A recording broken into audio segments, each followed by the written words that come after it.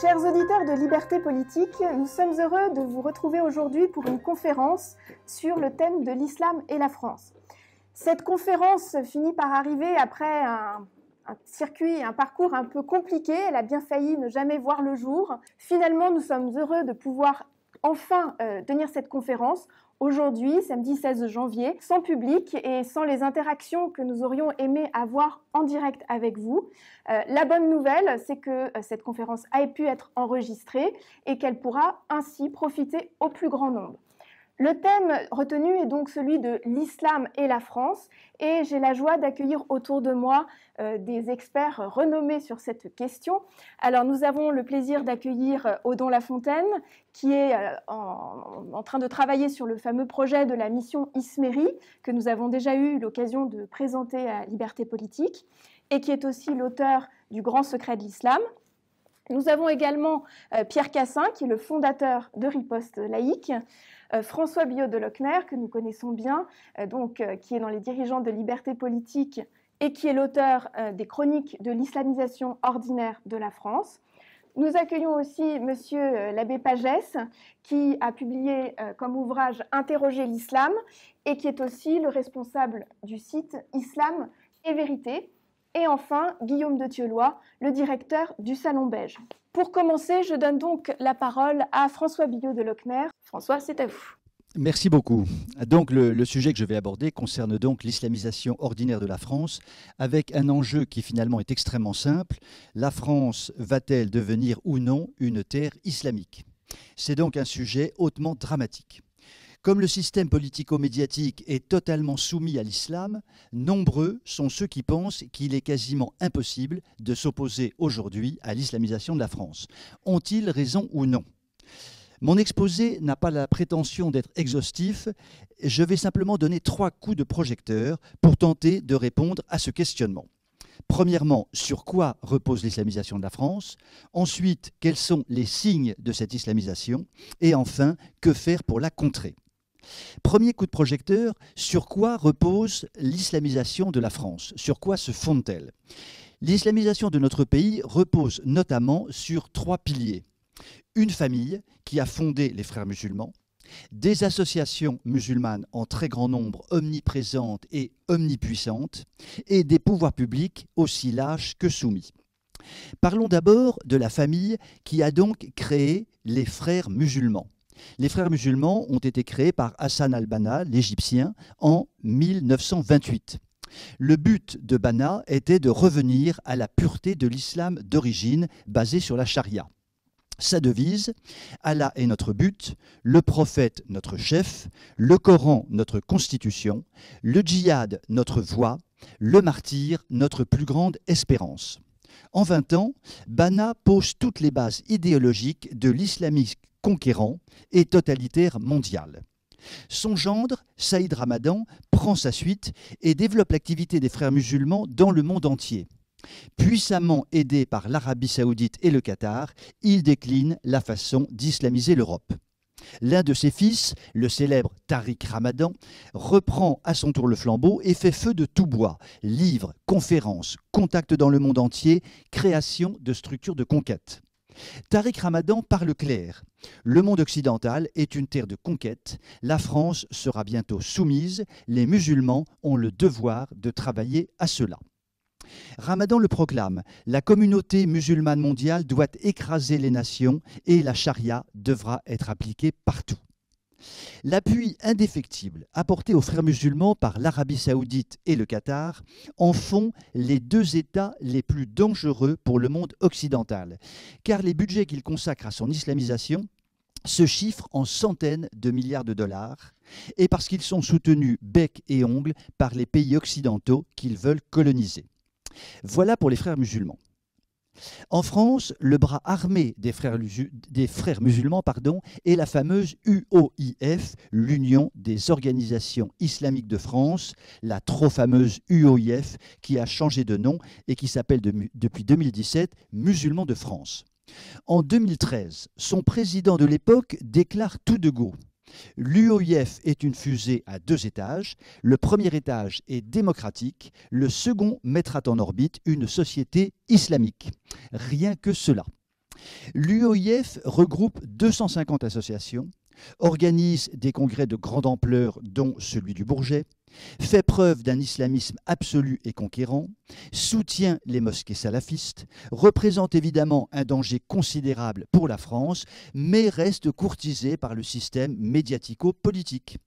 Pourtant, l'UOIF est inscrite depuis novembre 2014 sur la liste des groupes terroristes publiés par les Émirats arabes unis. Bizarre. Très proche de l'UOIF, le collectif contre l'islamophobie en France traque impitoyablement tous ceux qui mettent en cause l'islamisation de la France, attaquant en justice à tour de bras, avec généralement l'appui marqué de juges gauchisants. Ce collectif est une grave menace pour la liberté d'expression, qu'il bâillonne, ce qui accélère puissamment l'islamisation de la France. Mon ami Pierre Cassin de Riposte Laïque, que je salue maintenant, subit depuis des années les attaques de ce collectif hystérique. Ayant été accusé de racisme et d'antisémitisme, le collectif s'est autodissous à la fin de l'année dernière, ce qui est une vaste blague, puisqu'il va évidemment continuer son action dévastatrice sous un nom très différent du genre collectif contre l'islamophobie, composé très exactement des mêmes animateurs.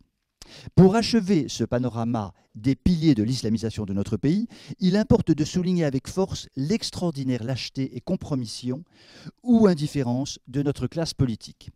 En 1990, le ministre Pierre Joxe crée un conseil de réflexion sur l'islam de France dont les avis seront toujours favorables au développement de l'islam dans notre pays. En 1991, les carrés musulmans dans les cimetières établissent un apartheid de fait entre les très respectables morts musulmans et les autres sans doute moins respectables.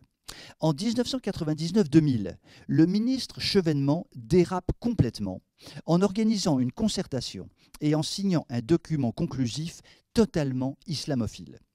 Nicolas Sarkozy crée en avril 2003 le Conseil français du culte musulman. Pendant les réunions préparatoires, Sarkozy se plie à la loi islamique en aménageant des salles de prière et en organisant des repas halal. Le CFCM favorisera les tutelles étrangères que Sarkozy voulait supprimer. Pour fêter cette soumission, Sarkozy participera au fameux congrès du Bourget en 2003. En 2016, le ministre de l'Intérieur signe la création de la Fondation de l'Islam de France, visant notamment à, je cite, « donner une visibilité accrue à l'islam auprès du grand public ». L'on croit rêver. Le président choisi n'est autre que Chevènement, qui avait capitulé devant l'islam dès l'an 2000. L'on se pince pour savoir si l'on ne fait pas un cauchemar. Rien n'arrête ce mouvement. La loi sur le séparatisme prônée par Emmanuel Macron n'est qu'une vaste opération de communication pour amuser la galerie. Voici donc pour les piliers de l'islamisation de la France. Je vous propose maintenant un second coup de projecteur. Quels sont les signes de cette islamisation de la France ? Ces signes sont légion. En voici quelques exemples symptomatiques. Premier exemple, la viande halal. La fabrication et la commercialisation de la viande halal sont un scandale extraordinaire. Scandale animal, puisque ce dernier est égorgé sans être étourdi et est donc soumis à des souffrances inacceptables. Scandale sanitaire, puisque le traitement de l'animal blessé puis mort est un défi à toute règle sanitaire de base. Scandale religieux, puisque le sacrificateur musulman prononce une prière rituelle à chaque égorgement. Scandale financier, puisqu'une dîme est versée au sacrificateur à chaque fois qu'il égorge une bête et que cet argent tombe dans l'escarcelle d'organisations salafistes. Scandale de consommation, puisqu'il est impossible au consommateur de savoir si la viande qu'il consomme est halal ou non.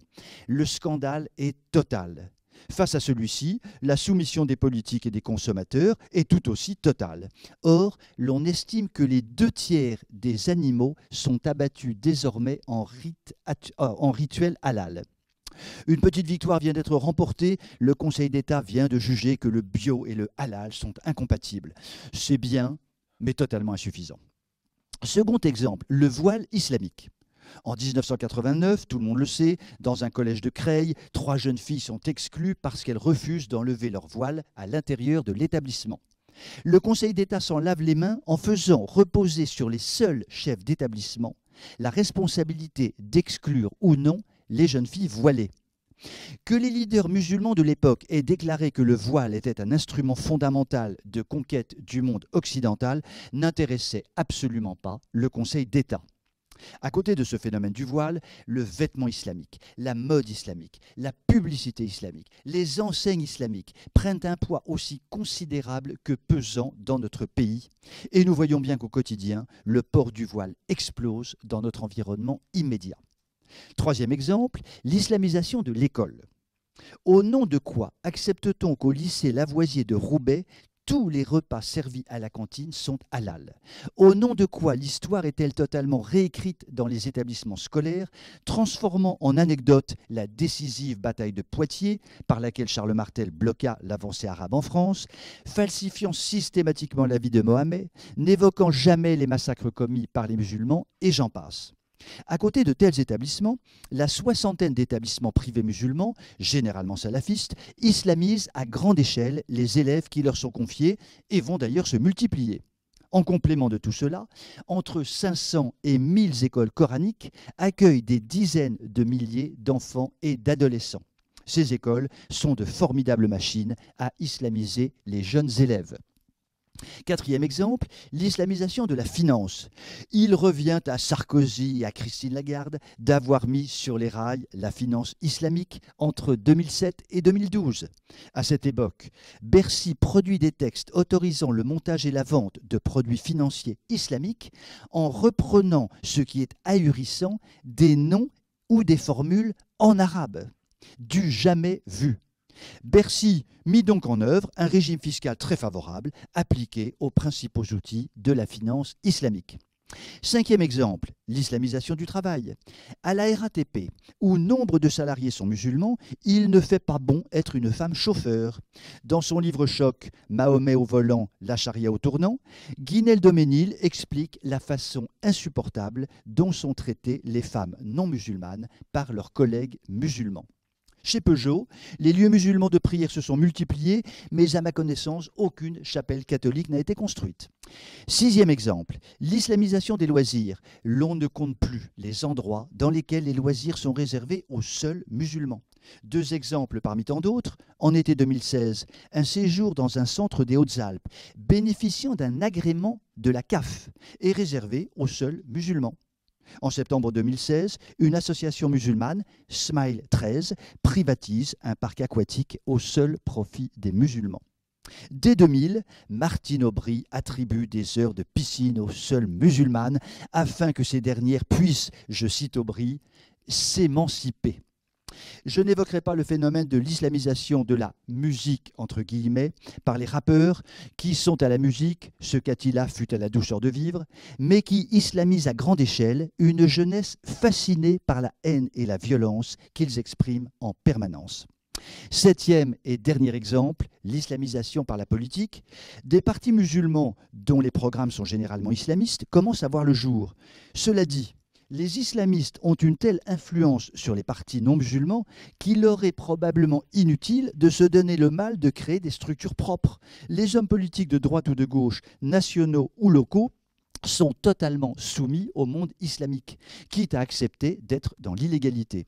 L'exemple de la construction de mosquées partout en France le montre amplement.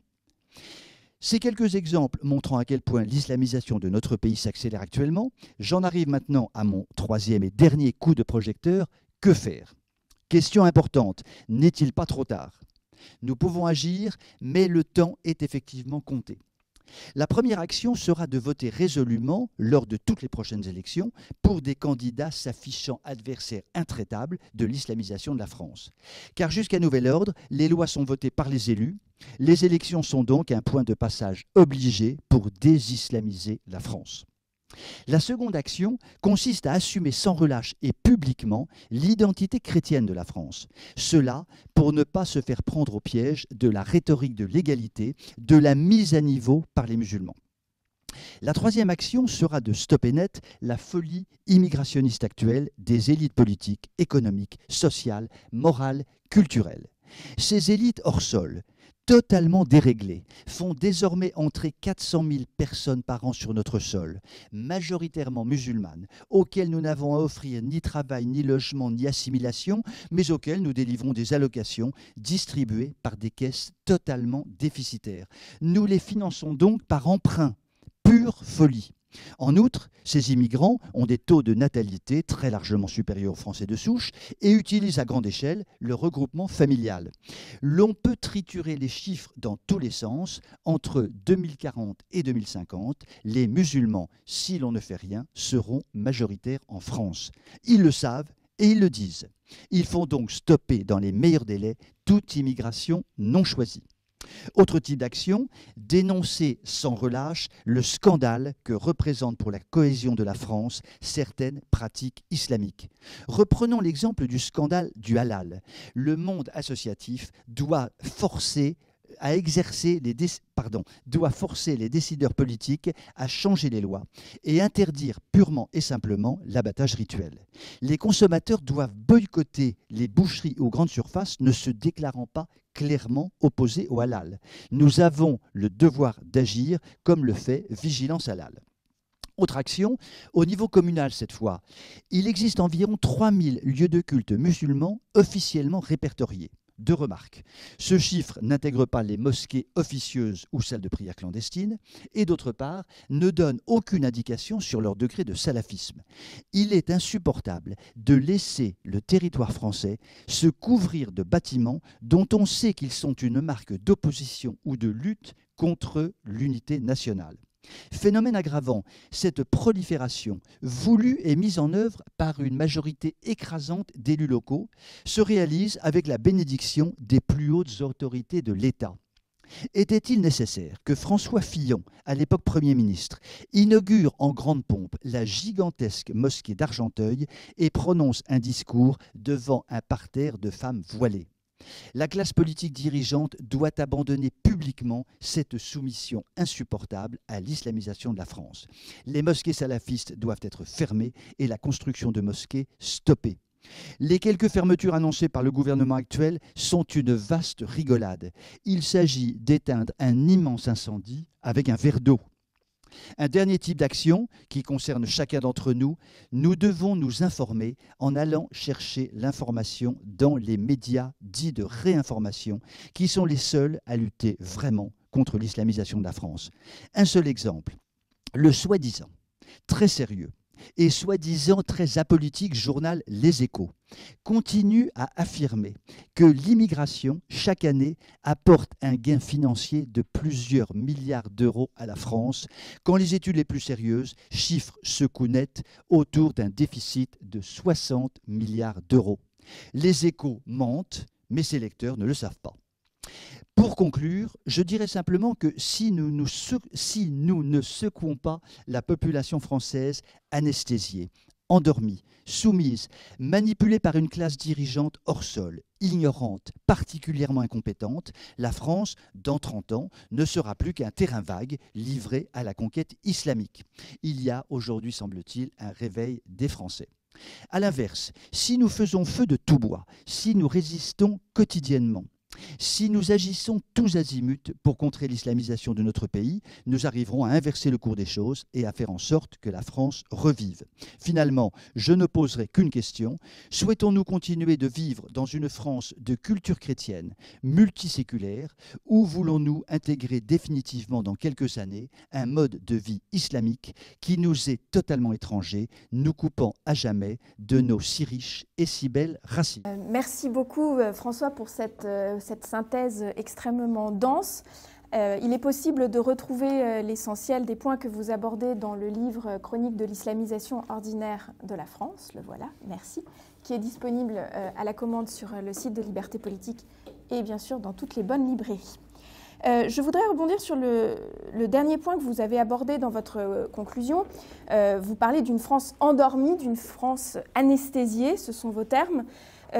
Néanmoins, on a assisté ces derniers mois à une accélération des actes terroristes sur notre sol. Il y a eu évidemment l'affaire de la préfecture de police de Paris, les attaques concertées dans les ambassades et les consulats, il y a eu l'affaire Samuel Paty, etc. Est-ce que, selon vous, cette anesthésie et cet endormissement est appelé à durer? Est-ce qu'on ne va pas vers une distorsion de plus en plus importante entre une population qui quand même commence à réagir et à sentir qu'il y a un problème et une classe politique qui, elle, ne varie pas, voire aggrave son cas?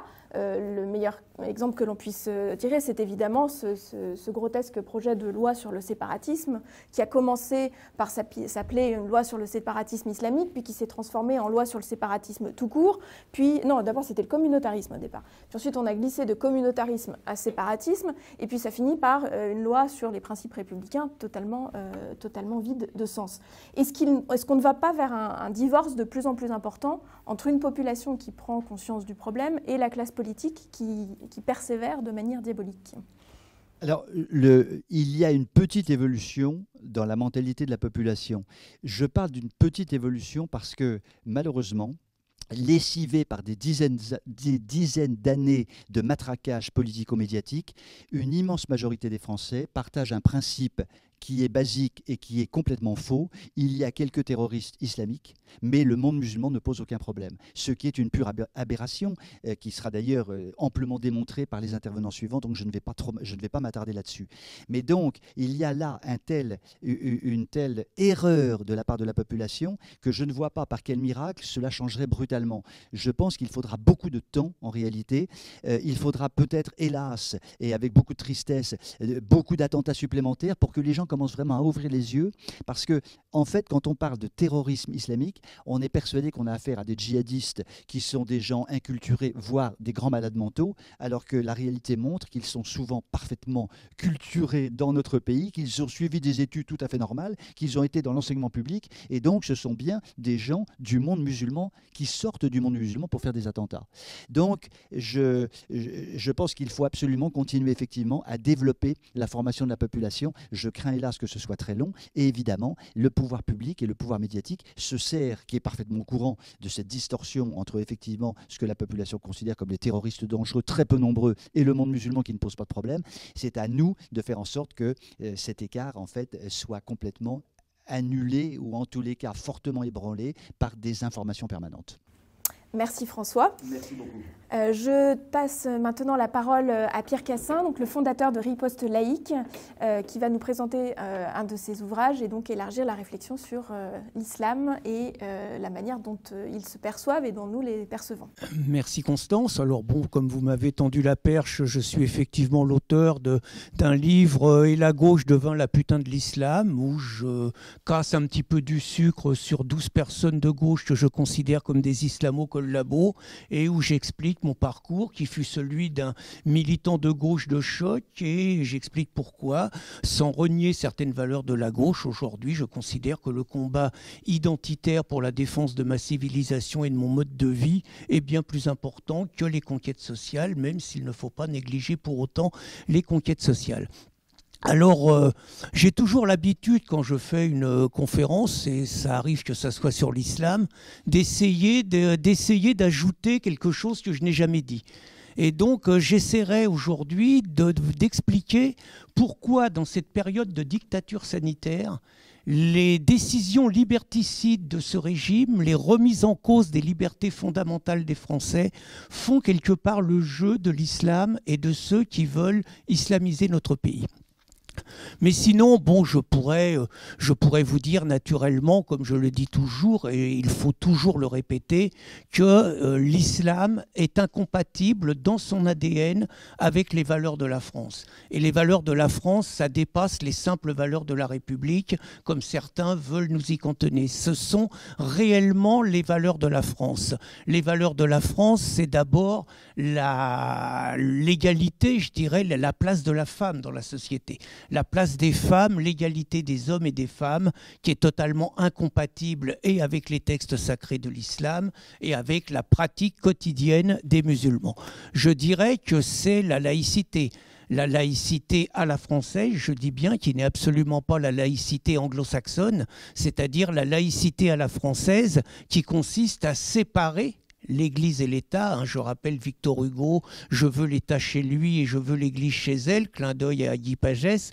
Et je rappelle tout simplement cette phrase d'un philosophe, Henri Peña-Ruiz, les Français respirent la laïcité comme ils respirent de l'oxygène. Ce qui était vrai jusque dans les années 1970-1980 et que l'islam rend totalement compliqué, puisque pour plaire à l'islam, on a commencé les accommodements raisonnables avec nos modèles, avec nos règles et avec notamment la particularité française qui est la séparation du religieux et du politique, ce qui est totalement incompatible avec l'islam, puisque l'islam est une foi et l'islam est une loi, et vous ne verrez jamais dans un pays musulman des principes laïques s'appliquer, sinon ça ne serait plus l'islam.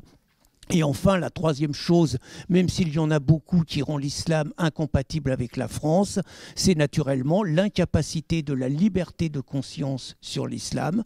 François parlait tout à l'heure de Chevènement dans les années 1998 quand il était ministre de l'Intérieur. Chevènement a essayé de faire signer aux organisations islamistes un texte reconnaissant le droit de changer de religion ou de ne plus choisir de religion, et vent debout, toutes les associations islamistes l'ont envoyé balader et Chevènement a capitulé. Il faut rappeler qu'on n'est pas musulman comme on devient catholique, c'est-à-dire que devenir catholique est un choix des parents, est un choix des familles et tout. On est musulman si on est un fils de musulman.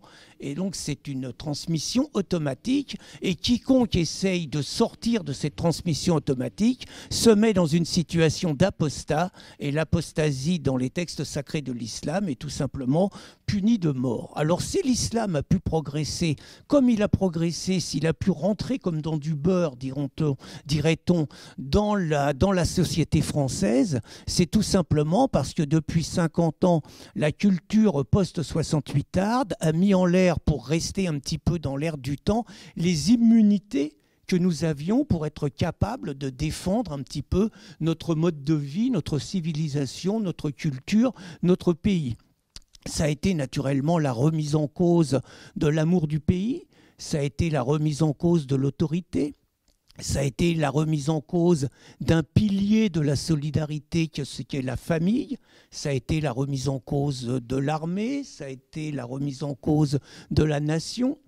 Ça a été un ensemble de remises en cause de piliers de la société qui, en s'effondrant, ont rendu vulnérable, j'ajouterais, la remise en cause, y compris du catholicisme. Non pas que je suis pour vivre dans une société régie par les lois catholiques, mais il faut avoir des pots de saucisson devant les yeux pour continuer à nier que le catholicisme soit la religion historique de notre pays. D'ailleurs, y compris Michel Onfray, qui passe pas pour le catholicophile le plus engagé, en arrive aujourd'hui à admettre ça. Et donc on a assisté en même temps à une démolition systématique du catholicisme et simultanément à une complaisance sans nom pour l'islam, pour l'islamisation de notre pays, et un véritable négationnisme sur la réalité de ce dogme qui n'est pas une religion, mais qui est une philosophie politico-religieuse incompatible avec les valeurs de liberté. Alors je vous expliquais donc la nouveauté, c'est nous sommes dans une période de dictature sanitaire. Les musulmans, des fois qu'ils aient des doutes, ont déjà vu qu'il y avait en France deux types de Français. Il y avait ceux, on va dire, les classes moyennes qui habitent les centres-villes, sur qui le pouvoir s'acharne, au nom de la sécurité sanitaire. On a vu 1 million d'amendes qui ont été données lors du premier confinement. Je serais curieux de savoir le nombre d'amendes qui ont été données dans les centres-villes et le nombre d'amendes qui ont été données dans ce qu'on appelle les banlieues. Donc les musulmans ont constaté déjà que le pouvoir frappait sa population, ils le savaient déjà, mais ils en ont eu la confirmation.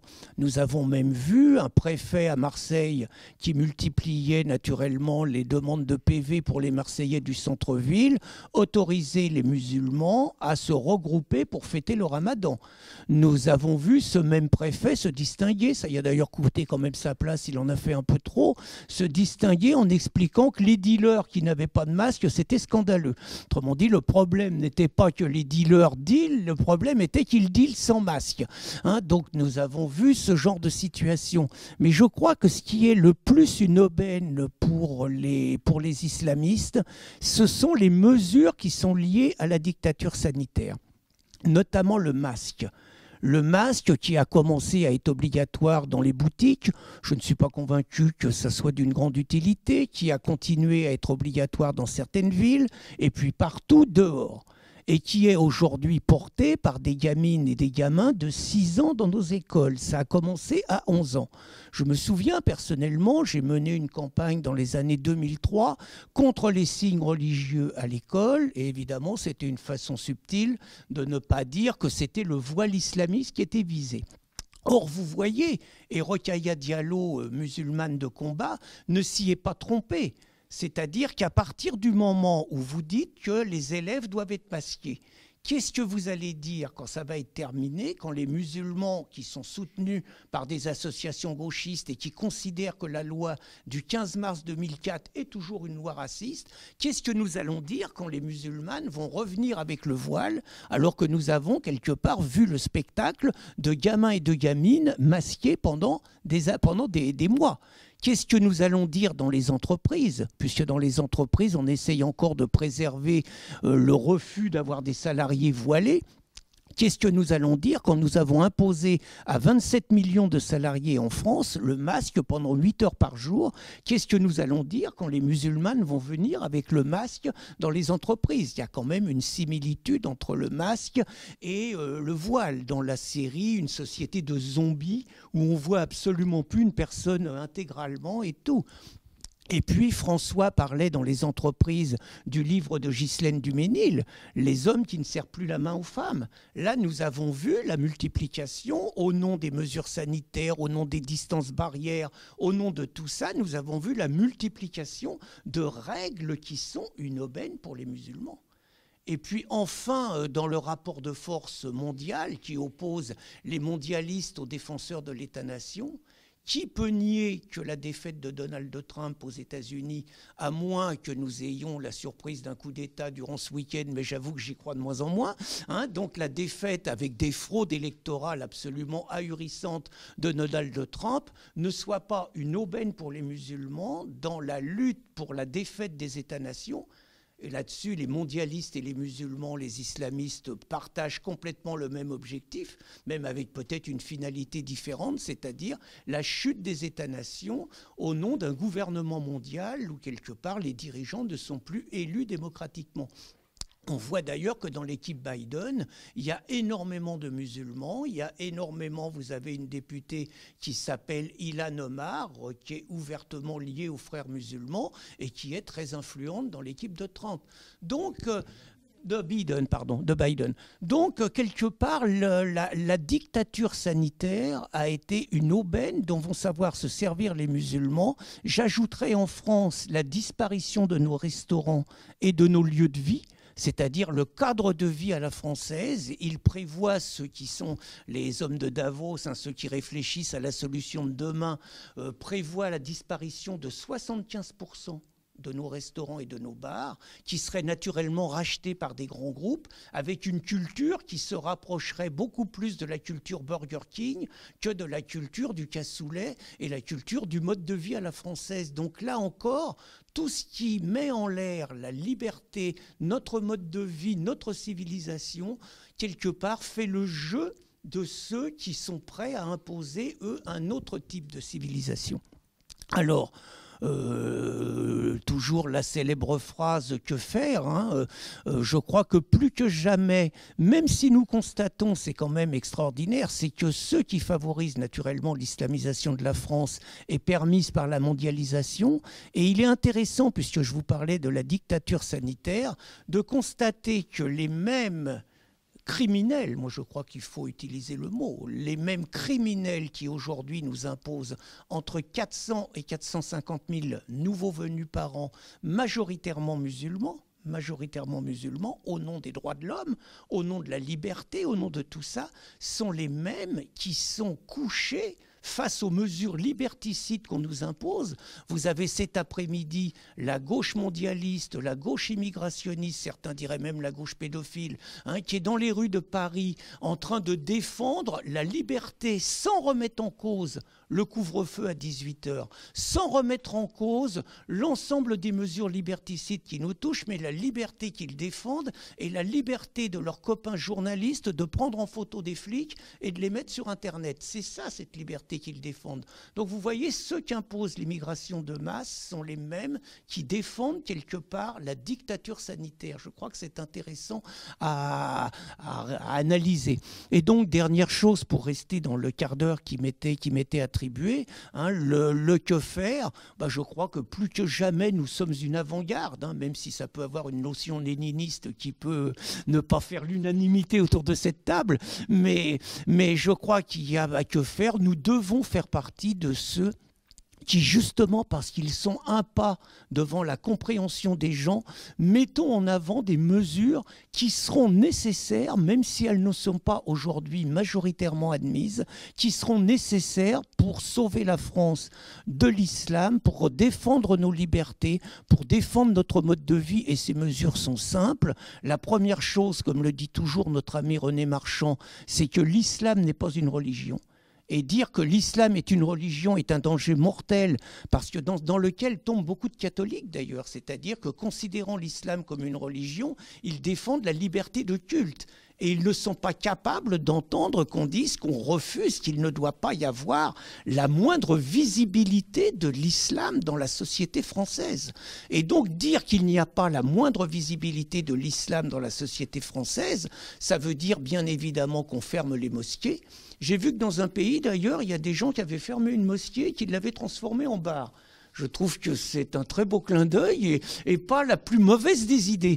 Donc c'est la fermeture des mosquées, c'est naturellement l'interdiction de ce qui est l'uniforme de l'islam de conquête, c'est-à-dire le voile islamique, la djellaba ou le qamis, c'est l'interdiction. François évoquait le halal, on va quand même pas donner la possibilité à ceux qui veulent nous coloniser et nous islamiser de faire du fric et du commerce en dehors du fait que c'est incompatible avec la laïcité, que c'est de la barbarie au niveau des animaux, mais en plus de faire du fric et du commerce avec des boucheries qui, quelque part, sont des boucheries séparatistes, ségrégationnistes, et d'autre part, mauvaises, le docteur de Peretti le dit mieux que moi, mauvaises au niveau de l'hygiène. Donc c'est naturellement la fermeture de toutes les boucheries halal, et c'est bien évidemment la remigration massive de ceux qui disent que les lois de l'islam sont supérieures aux lois de la République ou aux lois de la France. Ils ont tout à fait le droit de le dire, et nous avons tout à fait le droit de leur dire qu'ils ont 57 pays musulmans où ils pourront expliquer que les lois de l'islam sont supérieures aux lois de la France. Donc nous devons virer, il n'y a pas à tourner autour du pot, pour nous sauver, pour sauver notre pays, notre culture, notre civilisation. Nous devons virer sans ménagement ceux qui sont là pour nous conquérir et nous anéantir. Merci beaucoup Pierre pour ce propos particulièrement énergique. Je trouve très pertinente votre mise en parallèle entre la dictature sanitaire et la progression de l'islam. C'est vrai que cela, on n'est pas obligé d'aller jusqu'au complot, mais c'est évident que cela fournit un terreau exceptionnel pour toutes les raisons que vous avez indiquées, le masque, la poignée de main, le mode de vie, tout est préparé. Il n'y aura pas de retour en arrière, c'est malheureusement ce qu'on a à craindre. Je relève aussi l'expression que je trouve très pertinente dans votre bouche d'immunité. Nous avons détruit toutes nos immunités, donc là évidemment en période de Covid ça prend d'autant plus son sens. On parle de masque mais on ne parle pas des moyens de renforcer son immunité naturelle. Eh bien là c'est exactement pareil. La question c'est que est-ce que donc ces immunités vous les avez citées, l'autorité, l'amour du pays, la famille, etc. Le problème, c'est que il faudrait que ces notions, que ces immunités, eh bien, elles soient aussi défendues par ceux qui sont censés les défendre. Et là, évidemment, nous aurons l'occasion d'entendre Odon ou l'abbé Pagès sur ces questions-là, mais en particulier sur la question du catholicisme et des valeurs chrétiennes et de l'environnement, le terreau historique et culturel de la France. Beaucoup de croyants sont les premiers à considérer que justement, il faut se mettent à égalité, qu'il faut avoir une sorte de rattrapage et qu'effectivement on est tous frères, donc il n'y a pas de raison de mettre quelque chose en avant plutôt que l'islam. Comment est-ce que vous-même vous argumentez sur cette fameuse question du rattrapage? C'est quoi votre argument sans passer justement par des dimensions de foi ou de conversion, etc. Comment est-ce que vous coupez l'herbe sous le pied à ceux qui vous disent ben oui, mais pour que l'égalité puisse se faire, il faut qu'on soit tous au même niveau, il faut qu'il y ait une sorte de rattrapage, qu'on ait les mêmes droits. On sait très bien que c'est un argumentaire biaisé, mais comment y répondre? On est victime depuis 2 générations d'un véritable lavage de cerveau de masse que nous constatons autour de nous, dans nos familles. Moi, je suis toujours stupéfait par des personnes qui pensent comme nous autour de la table, mais qui vous racontent que dans les réunions de famille, ils achètent la paix avec leurs enfants et leurs petits-enfants en passant sous la table. C'est-à-dire en ne développant pas ce que nous avons développé, en ne remettant pas quelque part les pendules à l'heure. Le chantage affectif est tellement énorme que vous avez donc des grands-pères qui ne disent pas à leurs petits-enfants, à leurs enfants, qui ne leur tiennent pas tête. Je trouve cette capitulation, même si je comprends que le chantage est terrible, mais je trouve cette capitulation familiale épouvantable. C'est-à-dire qu'on doit partout, je crois qu'on a on est autour de la table, on sait tous un peu parler. Je crois qu'on a plein de lieux de vie chez notre commerçant, partout, où on peut amener quand même un discours avec subtilité, avec humour. Moi, je vais vous dire, mon grand plaisir, je rentre dans une boulangerie, je demande une tête de nègre. C'est mon jeu. Je veux qu'il y ait du monde, évidemment. Je demande une tête de nègre et la boulangère, évidemment, me dit « Monsieur, mais ça s'appelle un merveilleux ». Je dis « Ah bon, mais je ne savais pas ». Et donc, évidemment, vous jouez. Je dis « Mais alors, quand je vais dans un café, est-ce que j'ai encore le droit de demander un petit noir ?» Ça commence à rigoler. Et avant l'apéro, est-ce que j'ai le droit à un petit blanc? Et quand vous parlez du petit jaune, généralement, vous avez mis les rieurs de votre côté. Vous voyez, ne fût-ce que cet exemple-là, je trouve qu'on a plein de situations dans la vie où on peut démonter avec subtilité le discours de l'ennemi, appelons-le comme ça. Guillaume de Thieulois prend le relais pour nous parler justement du défi de l'islam face à la question de la liberté religieuse. C'est ça, oui. Je vais donc continuer sur les libertés. Pierre en a excellemment parlé de façon générale. Pour moi, d'abord, je connais mieux le sujet de la liberté religieuse au plan universitaire, ça fait quelques années que je travaille dessus. Mais surtout, je pense que c'est la liberté la plus biaisée parce qu'au nom de la liberté religieuse, on encourage très souvent le développement de l'islam en France. Alors d'abord, la première chose qui saute aux yeux, c'est que l'islam est frontalement contre la liberté religieuse. Je pense que c'est même la religion, avec toutes les guillemets que vous voudrez bien entendre, la plus hostile à la liberté religieuse de ses coreligionnaires et des autres. Alors on cite très souvent, ça fait partie de la taquilla d'un côté et du politiquement correct de l'autre, on cite très souvent ce fameux verset, pas de contrainte en religion, donc dans le Coran il est très clair que la liberté religieuse est absolue, beaucoup plus encore que dans la Bible, c'est bien connu. Mais alors on oublie en général de nous dire que c'est un verset abrogé, c'est-à-dire que les versets qui comptent, c'est combattez-les jusqu'à ce qu'il ne subsiste plus d'association et que la religion soit entièrement à Allah. Vous les combattrez à moins qu'ils n'embrassent l'islam, ce qui est une conception évidemment un peu discutable de la liberté religieuse. En tout cas, l'interprétation la plus générale, c'est que la liberté religieuse ne peut s'entendre que dans un cadre extrêmement limité, réservé aux musulmans, puisque l'islam est supposé être la religion naturelle de l'humanité. Non seulement on est musulman quand on est fils de musulman, mais normalement, dans le cadre de la compréhension coranique du monde, nous naissons tous musulmans et nous avons apostasié pour devenir chrétiens ou autre chose. Et donc, dans ce cadre-là, évidemment, il n'y a pas de liberté religieuse possible, puisque au minimum pour les non-musulmans, puisque ce sont tous des apostats en quelque sorte. Ça, c'est donc l'islam est évidemment très frontalement contre la liberté religieuse. Évidemment, je n'insiste pas parce que c'est pas notre sujet, mais c'est aussi contre la liberté religieuse de ses propres coreligionnaires, puisque je rappelle quand même que l'islam, ça veut dire soumission, et qu'il est strictement interdit à un musulman, sous peine d'être considéré comme un apostat lui aussi, d'essayer de comprendre ce que Allah a voulu faire et ce qu'Allah en particulier a transmis.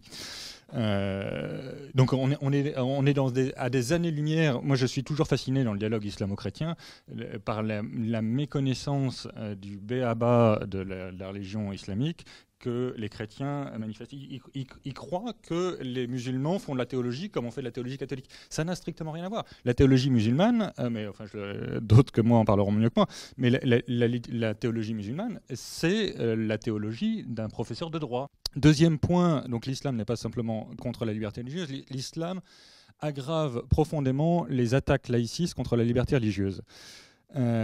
Évidemment, tout le monde s'aperçoit que l'islam n'est pas tout à fait compatible avec notre mode de vie occidental. Non seulement le mode de vie occidental dans ce qu'il a de contestable, c'est-à-dire en gros issu de la contre-culture 68arde, avec la dictature des minorités, la domination d'une oligarchie, l'esclavage des prisonniers politiques en Chine pour notre bien-être à nous, etc., tout ce qui n'est pas forcément à encourager. Et l'islam, de ce point de vue-là, a des raisons sérieuses de s'opposer à cette version du mode de vie occidental, mais l'islam ne s'oppose pas uniquement à ça, il s'oppose à notre mode de vie occidental aussi dans ce qu'il a de plus beau.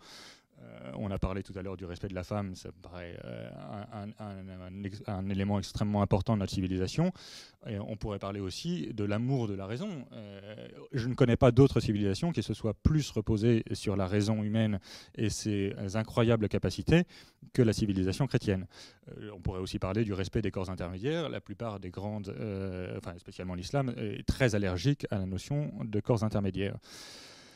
Donc, tout le monde voit bien que l'islam s'oppose à notre mode de vie occidental, à la fois dans ce qu'il a de contestable, mais aussi dans ce qu'il a de plus beau.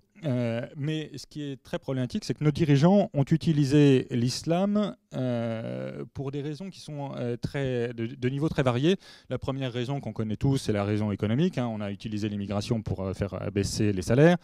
Il y a aussi des raisons idéologiques anticatholiques qui sont relativement bien connues. Je renvoie à l'illustre Vincent Peillon qui expliquait qu'on ne pourrait pas avoir de liberté dans un pays qui serait encore influencé par la religion catholique. Et puis évidemment, on a toutes les raisons électoralistes que nous connaissons hélas trop bien. Typiquement, les constructions de mosquées sont en général une façon d'acheter des électeurs. Alors évidemment, les dirigeants politiques en particulier voient bien monter une forme d'allergie des Français à ce viol de leur mode de vie, mais étant englués dans leur propre système, dans leur propre complaisance à l'égard de l'islam, ils ne savent pas trop comment s'en sortir, si ce n'est en promulguant des lois qui donnent l'impression qu'ils font quelque chose. Alors la loi est en général de la communication, mais quand elle fait quelque chose, elle fait quelque chose de mauvais. Et je voudrais insister aussi, parce que ça on l'oublie trop souvent, et spécialement quand on écoute les discours macroniens, c'est très, très frappant. Il ne faut jamais oublier que la notion moderne de liberté religieuse, disons postérieure à 1789, prend pour modèle l'islam. Ce fut dans ces circonstances que Jésus vint établir sur la terre un royaume spirituel, ce qui, séparant le système théologique du système politique, fit que l'État cessa d'être un et causa les divisions intestines qui n'ont jamais cessé d'agiter les peuples chrétiens. Mahomet eut des vues très saines, il y a son système politique, etc. Donc le modèle de l'action religieuse de Robespierre, c'est Mahomet. Et on n'a jamais cessé depuis, c'est pas tout à fait par hasard que chez Mélenchon, il y a autant d'islamophiles radicaux. C'est évidemment, il y a une question électoraliste, mais il n'y a pas que ça. Il y a aussi le fait qu'ils ont une haine viscérale de ce système qui est très profondément chrétien et très profondément européen, dans lequel on distingue le spirituel du temporel, et donc en particulier, le temporel est en permanence soumis à la critique de notre conscience. Nous avons le droit, le devoir souvent, de refuser d'appliquer telle ou telle loi parce qu'elle viole notre conscience, et donc elle est contraire à un bien supérieur. Le projet de la Révolution, c'est de réunir les deux têtes de l'aigle, comme disaient Hobbes et Rousseau à sa suite, c'est-à-dire de supprimer la distinction spirituelle temporelle. Donc, il ne faut jamais oublier ce fait que quand on parle de liberté religieuse ou quand on parle de laïcité, on parle de deux choses différentes systématiquement. il y a ce que Pilouz appelait la saine laïcité, c'est-à-dire la distinction entre spirituel et temporel, et il y a la liberté ou la laïcité de Macron, de Robespierre et de quelques autres, qui est une liberté, entre guillemets, qui consiste à laisser à l'État le droit de décider ce que nous avons le droit de croire, ce que nous devons croire. Et donc, évidemment, si l'État veut nous dire que 2 + 2 font 5, nous serions obligés d'y obtempérer instantanément. Alors évidemment, ça nous mène à une impasse, c'est peu de le dire. Je propose, moi, une solution qui consiste à se référer au droit naturel. Évidemment, dans le cadre d'une société laïque, on ne peut plus se référer à la liberté religieuse, mais on peut se référer encore au droit naturel. Le droit naturel, donc, pour moi, a plusieurs avantages. Le premier, c'est de ne pas violer les libertés fondamentales, ni des citoyens, ni des immigrés, contrairement à ce que fait la loi que maintenant, au Parlement, on appelle la loi RPR, hein, la loi confortant le respect des principes de la République. C'est de plus en plus... Enfin, c'est une loi qui, toutes les semaines, a un nouveau nom. Donc c'est très pratique pour en parler, mais... Donc c'est la loi RPR qui viole notre liberté éducative, notre liberté associative, notre liberté religieuse. Pourquoi ? Tout simplement parce que personne n'ose désigner l'ennemi. Si on disait le problème c'est l'islam, admettons même que les politiques n'aient pas le courage de poser le problème de l'islam, ils pourraient au moins poser le problème de l'islam politique. Moi je ne crois pas qu'on puisse faire un islam non politique, mais on pourrait dire il est impossible de dire ceci et ceci dans l'espace public ou d'agir de telle et telle façon dans l'espace public, et les imams qui ne veulent pas, eh bien écoutez, comme disait Pierre, il y a 57 États pour les accueillir, je suis certain qu'ils seront ravis de les accueillir. Mais là, je ne sais pas si vous avez vu ça, c'est ahurissant. Il y a un député MoDem qui, au nom de l'égalité, j'imagine, vient de déposer un amendement empêchant l'usage d'une autre langue que le français dans le culte. Donc on ne va plus pouvoir dire Alléluia, Kyrie. Ces gens sont... Alors j'imagine que ce brave homme n'a jamais foutu les pieds dans une église, mais en plus il y a quelque chose de... moi quand j'ai vu cet amendement, ça m'a fait faire des bonds. Mais je me suis dit, il y a des chrétiens d'Orient qui ont fui la terre d'islam, qui sont venus chercher la liberté chez nous, et pour le coup, eux, ils sont bienvenus, parce qu'ils n'ont pas de difficulté à comprendre notre civilisation. Ils ont fui l'islam, et au nom de l'islam, on va leur interdire de célébrer leur liturgie traditionnelle. Bah, c'est intelligent, monsieur le député, bravo. Brillante démonstration. Donc, le droit naturel, pour moi, a l'immense avantage de respecter les libertés fondamentales, et nous permet aussi, c'est l'autre versant de l'avantage, c'est qu'il nous permet de dire que ce qui pose des problèmes dans l'islam pour nous, non pas au plan religieux, il y a plein de choses qui posent des problèmes au plan religieux dans l'islam, mais au plan politique. Au plan politique, quand on dit que le croyant est d'une espèce supérieure au non-croyant, ce que le Coran induit, donc il y a une supériorité ontologique du croyant sur le non-croyant, le non-croyant peut même être traité comme un esclave ou un animal. Encore une fois, dans le Coran, c'est pas uniquement les élucubrations du calife de l'État islamique, c'est vraiment le Coran. La supériorité ontologique de l'homme sur la femme, qui serait réduite à être une bête de somme au service de l'homme. La peine de mort pour apostasie, nous avons quand même des vraies raisons, au nom du droit naturel, de dire ça n'est pas possible chez nous. Alors, vous faites ce que vous voulez, si vous ne comprenez pas le droit naturel, faites ça en Arabie Saoudite, c'est vos oignons. Mais chez nous, non. Et en plus, j'ai l'air d'être un peu relativiste en disant vous faites ce que vous voulez en Arabie Saoudite, mais moi je suis persuadé que le droit naturel est profondément diffusum sui, comme on disait au Moyen-Âge, pour le bien. C'est-à-dire que si on voit l'application du droit naturel en France, en Arabie Saoudite, les gens vont s'intéresser au droit naturel. Et donc l'Arabie Saoudite aussi va exploser, enfin au moins la charia en Arabie Saoudite risque d'être sévèrement contestée. Je rappelle au passage que c'est évidemment c'est un devoir pour nous, pour nos enfants, mais c'est aussi un devoir pour les musulmans en France.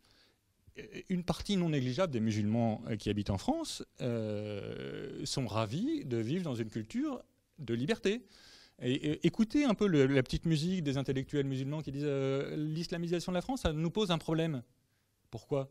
Parce que leur seule chance, c'est que la France, l'Occident en général, restent des terres de liberté et des terres où il soit possible de contester certains principes fondamentaux de l'islam.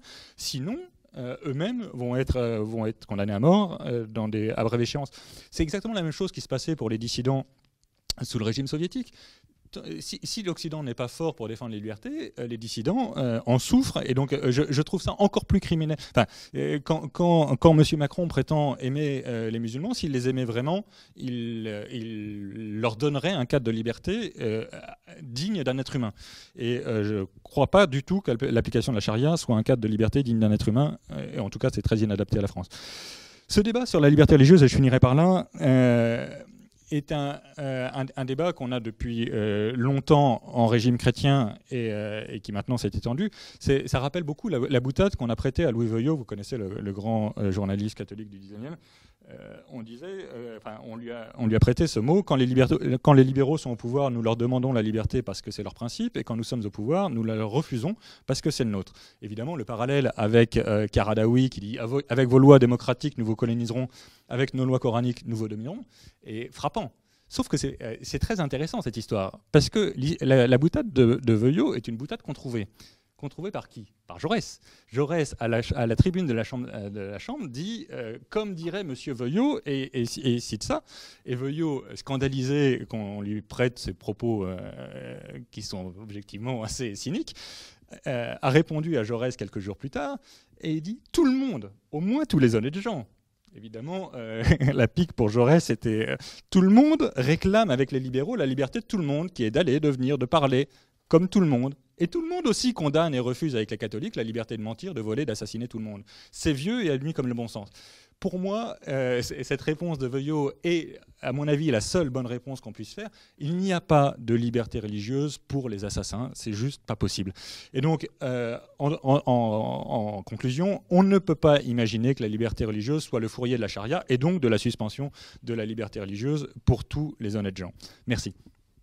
Monsieur l'abbé Pagès, donc du diocèse de Paris, et donc vous allez nous parler justement de cette question du rapport complexe qu'on a en France et dans le clergé en particulier, mais pas uniquement par rapport à la question de la mission et de la conversion des musulmans.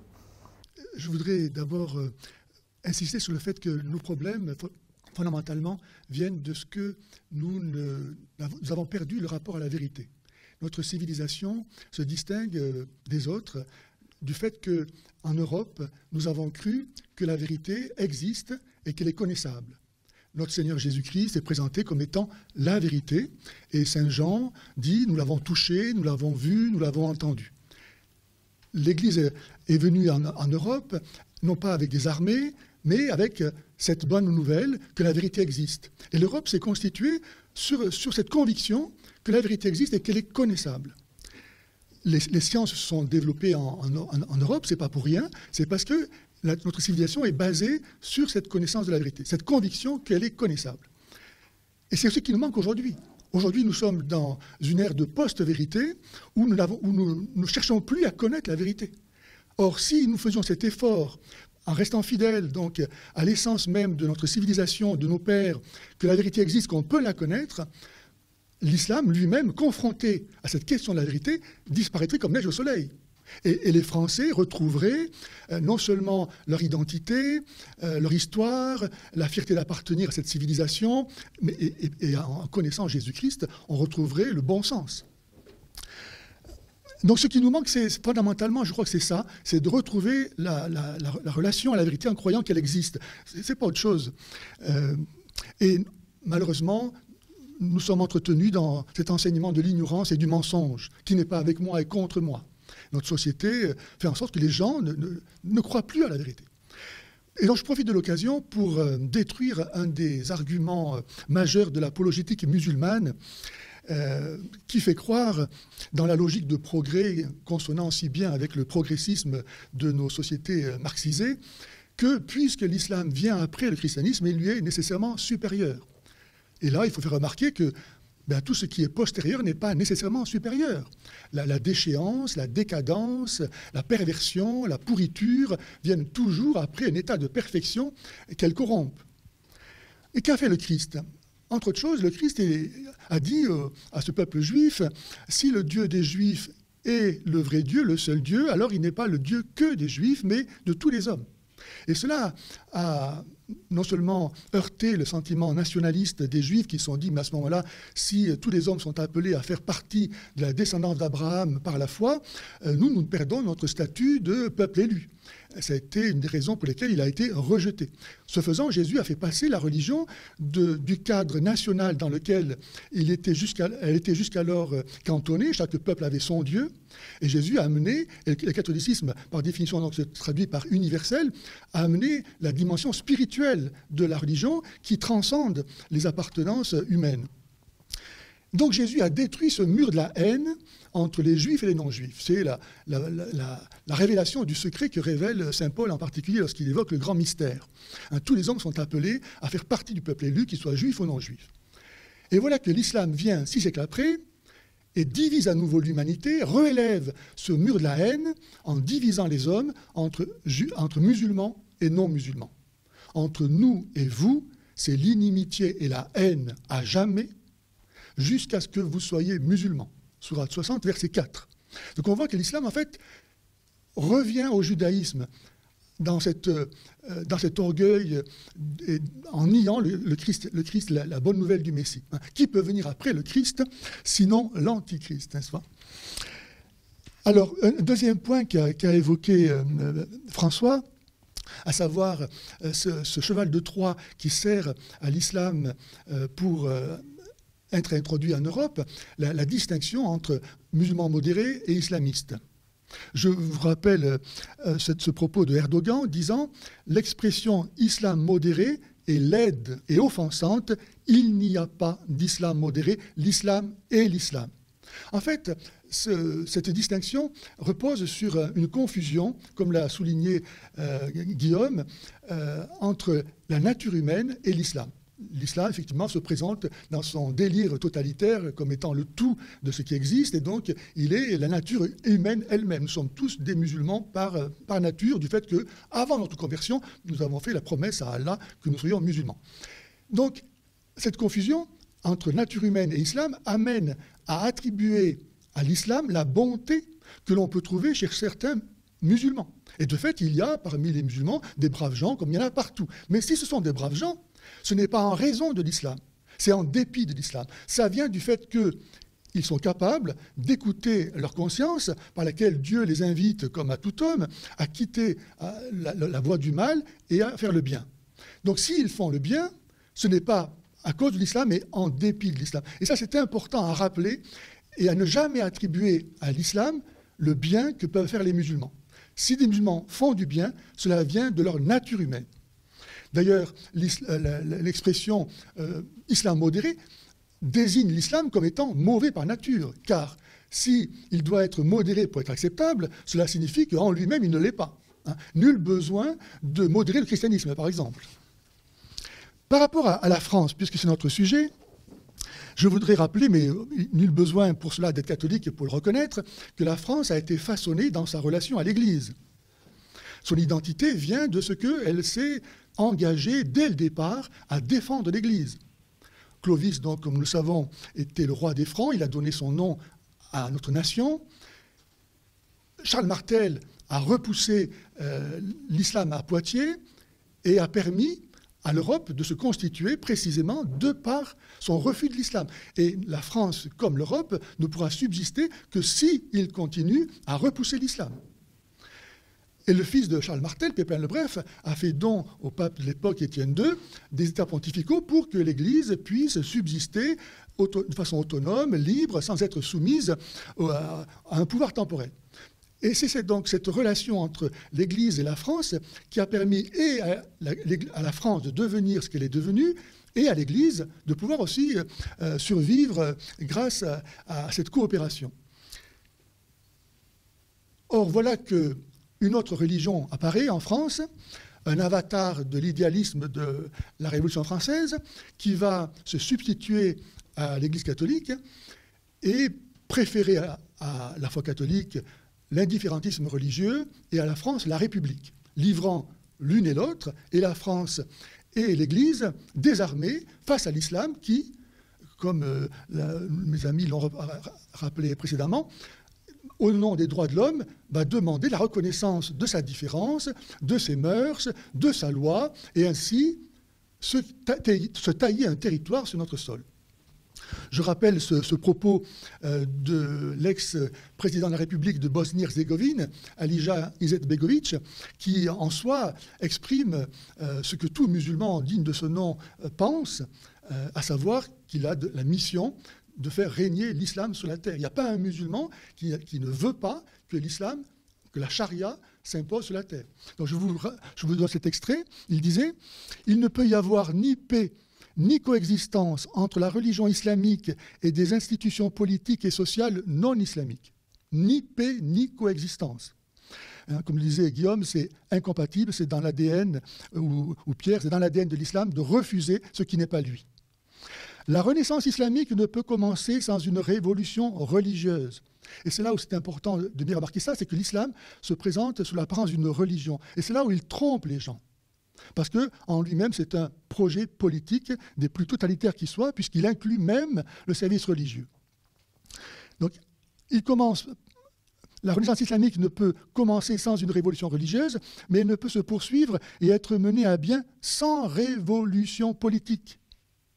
Le soutien qu'un peuple musulman apporte effectivement à un régime en place est directement proportionnel au caractère islamique de ce dernier. Nous devons être des prêcheurs et ensuite des soldats. Donc les choses sont claires. Et je termine avec cette citation. Le mouvement islamique doit prendre le pouvoir dès qu'il est en situation morale et numérique suffisante pour lui permettre de renverser le gouvernement non islamique. Alors, évidemment, la taqiyya permettra à certains musulmans de se démarquer de ce texte, mais fondamentalement, aucun musulman ne peut rejeter ça. Parce que c'est la mission même, c'est l'être même de l'islam. Je ne vais pas m'attarder sur le fait que l'islam n'est pas tant le problème que la lâcheté de nos responsables qui sont justement ce qu'ils sont parce qu'ils ignorent la vérité, parce qu'ils n'aiment pas la vérité. Je rappelle ce mot d'un ministre de Jacques Chirac, Azouz Begag, disant « Il faut traverser le périphérique pour aller chez les indigènes, les descendants de Vercingétorix, casser les portes. Si elles ne veulent pas s'ouvrir, il faut y aller au forceps. Partout où la diversité n'existe pas, ce doit être comme une invasion de criquets. Partout de manière à ce qu'on ne puisse plus revenir en arrière. » C'est un ministre, Jacques Chirac, qui dit ça. N'est-ce pas ? C'est donc pas sans raison que Christophe Colomb, en quittant son poste de ministre de l'Intérieur, Gérard Collomb, merci, imaginait pour très prochain un face-à-face. Bien, maintenant la solution. Que faire, comme le disaient nos amis ? La mission, donc, était le titre aussi de ce magnifique numéro de Liberté politique. Alors, pour moi, la solution qui doit nous épargner soit la soumission à l'islam, soit la guerre civile, parce qu'il n'y a pas d'autre alternative, c'est que l'État et l'Église, alors je sais que ça peut paraître une vue de l'esprit, mais on peut toujours rêver, c'est que l'État et l'Église retrouvent leur alliance. Le rôle de l'État est d'aider l'Église dans sa mission de salut des âmes, et l'Église a la mission de donner à l'État un point d'appui qui lui permette de ne pas dépasser la mesure, de ne pas perdre le nord. Si cette alliance n'est pas retrouvée entre l'État et l'Église, eh bien l'État va continuer à favoriser l'islam et va devenir un État musulman. Et l'Église va disparaître comme elle l'a fait partout où l'islam s'est imposé, où elle ne subsiste plus qu'à l'état de momie. Alors, je crois que, bon, on n'y est pas encore malheureusement à cette réalité que je désigne, mais en attendant, il est indispensable qu'une majorité de nos concitoyens soit moralement convaincus de la nécessité de rejeter l'islam et de ce que c'est légalement et techniquement possible.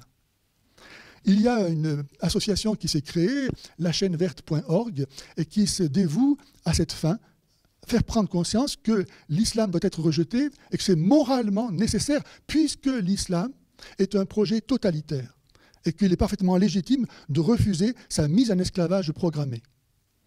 Je rappelle ce mot de Dalil Boubaker sur BFM TV en 2011 qui disait « L'islam ne doit pas être considéré comme une simple religion. » C'est pas moi qui le dis. C'est un phénomène sociopolitique. C'est une idéologie de lutte et d'agression. On ne saurait mieux dire. Alors, je rappelle aussi ce mot de Stanislas de Clermont-Tonnerre en décembre 1789 à l'Assemblée nationale, disant au sujet des Juifs qu'il faut tout leur refuser en tant que nation et tout leur accorder en tant qu'individu. Eh bien, c'est vrai aussi aujourd'hui aux musulmans.